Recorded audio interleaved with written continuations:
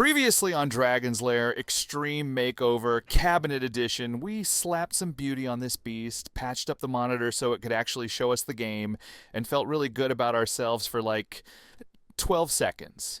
But as with any project that involves vintage electronics, we've still got a few loose ends to tie up.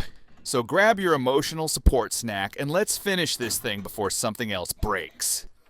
Our coin door is filthy, but like low-effort filthy. One good self-care day with some cleaner and a firm talking to, and it turns out it's not a total disaster.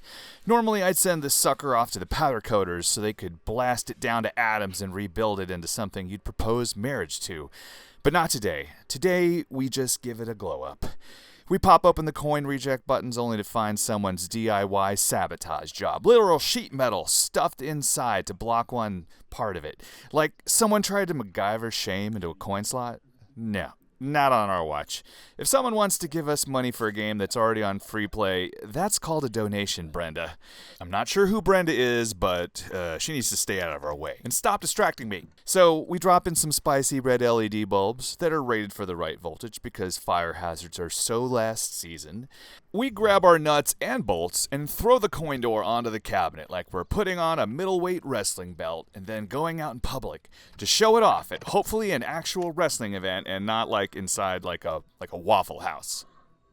And just like that, we have a coin door that whispers to you in the darkness like a noir film femme fatale if she were also really into quarters. So I found a couple of professional video monitors on Facebook Marketplace. The bigger one is perfect for a Spectator monitor to sit dramatically on top of the cabinet, like a royal hat made of cathode rays. $200 later, I've driven to what can only be described as a location you should not go to at night, where I met a super chill guy who sells only monitors, and now we're on our way to playing Dragon's Lair in stereo vision. Except no, we are not. Because first, we have to move the game inside. It's been in the carport. That's right, we have a carport. Two sides open, zero security, and every arcade machine just shivering in the corner like they're waiting for FEMA. So we drag this majestic beast into my office, which, fun fact, is now officially an arcade annex. The dual monitor setup already done thanks to our previous genius wiring with the Dexter board, but the fun part, lifting a 1980s industrial monitor onto the cabinet like it's no big deal, just casually heaving 80 pounds of glass rectangle into the air while praying your chiropractor's on call. Once it's up there, we turn the game on to make sure we haven't broken it again. Except for the other stuff we definitely broke earlier, which we'll explain now. Yay. So while reassembling the cabinet last episode, like the professional I pretend to be, I gently tore the ribbon cable that powers the LED scoreboard. The scoreboard is now completely blank. No numbers, no errors, not even a passive-aggressive flicker. It's just there, like a dad at a middle school dance. But good news. While on my way to Popeyes for a bucket of chemically engineered joy, I walked past a magical place called Altex, a store that, I kid you not, sells ribbon cables. So I went back, bought some cable and the appropriately judgmental connectors. And for a brief shining moment, I thought I was a genius, until I discovered these connectors are not finger-tightenable. You cannot brute force these into submission like a vending machine that ate your dollar. So I admitted defeat, grabbed some pliers, and channeled my inner suburban hulking skills. I wired it all up from the game board to the scoreboard, and it works. Sort of. Some of the digits randomly flash little F characters when they should be blank, which, let's be honest, fits, because you're going to be saying plenty of F words playing this game anyway. And now, as proof that I both fixed it and suck at Dragon's Lair, here is some gameplay footage, sort of. You're welcome, Internet.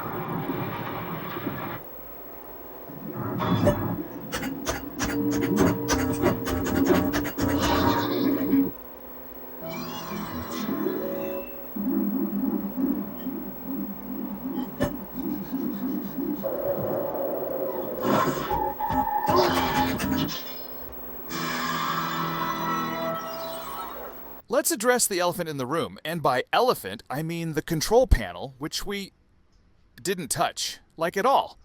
We took one look at it and went, hey buddy, you've survived 42 years and somehow still function. You're good. Now, yes, it's got wear and tear. The corners look like they lost a few bar fights. There's oxidation. There's rust. There's probably a secret government stamp under there. But this is standard issue Dragon's Lair patina.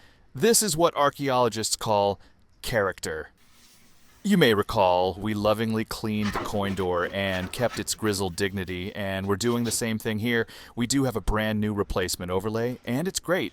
The colors pop, the fonts are right. It's practically begging for a makeover montage, but honestly, I just wasn't feeling it. Not every control panel gets its redemption arc. However, Facebook Marketplace, the land of miracles and bad lighting, offered me a second control panel for $40. I drove to a gas station because that's where all great arcade transactions happen, and met a woman who was like, here's a rusty metal slab with buttons. And I was like, great, here's money. It's in worse condition. It's missing brackets. It's less a control panel and more a concept, but we can rebuild it later. For now, we're sticking with the OG control panel, because sometimes in life, you leave the crusty thing alone and focus on fixing the parts that might actually explode. So I'm walking through the grocery store trying to figure out how to conclude this entire Dragon's Lair saga like a normal human being when I stop to obscure the description on a bag of popcorn. Why? I don't know. Am I immature? Maybe. And hey, for some reason, and I don't know how this lodged in my memory like the lyrics to the DuckTales theme, I remembered that the old crusty air filter we took out of the cabinet in part 1 was exactly 10 by 15 inches. And right there, nestled between the Lunchables and the Uncrustables, I spotted a 10 by 20 inch filter. Boom! I toss it into the cart like it's totally normal to buy Dragon's Lair parts at Kroger while comparing the price of shredded cheese. Back home, I grab my tools like I've been summoned by a sacred prophecy that only I can fix this, and also the prophecy came from a guy named Kevin. My vintage Dare ruler will determine the moment of truth when this thing finally hits the 15-inch mark. But first, we confirm it's actually 10 by 20 because you can't trust anything these days, not even air filters, not even numbers. That's just the world now. Unwrapping this thing one-handed while filming with the other is a stress test for both my patience and my self-esteem. It's like American Ninja Warrior, but instead of water under the obstacle, it's my own fragile dignity. And also, I filmed this while I was home alone, so if I fall, no one's helping me up.